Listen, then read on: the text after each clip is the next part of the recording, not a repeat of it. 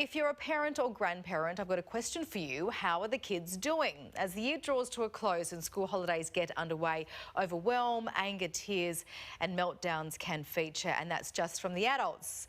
Seriously though, let's bring in Claire Orange. Parenting can be tougher than a normal gig this time of year. Oh, it is.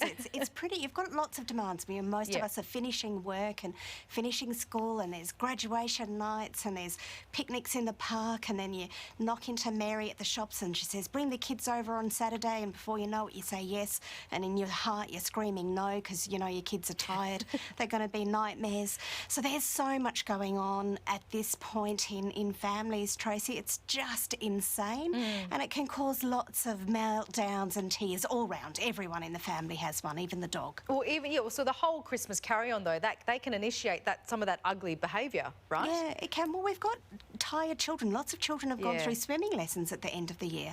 And then they've got graduation evenings and assemblies that take a lot longer because they've got all the certificates, and kids are just tired, cognitively tired. So when little brains just are in overwhelm, it's not particularly pleasant. We see it as parents. They have tantrums and meltdowns, and they become defiant and stubborn and difficult to engage. And that's kind of normal. We've got to create some nice, healthy space for our kids and us to decompress. You know, if you don't have to do it, don't do it. Don't go to that party on Saturday if it's not essential. Well, I suppose that pressure is heightened at this time of year, isn't it? To kind of attend everything, do everything, and enjoy the festive season, isn't it? Yeah, it is. And for families especially, you know, there's lots of groups that families will move in. There's school groups and family groups and outside friendship groups and work parties that parents won't be there, and babysitters will be there. There's a lot for kids to manage at this time of year.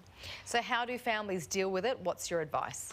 Right, I'd say to families, you know, really just take a deep breath. Figure out what you do need to do and what you don't need to do.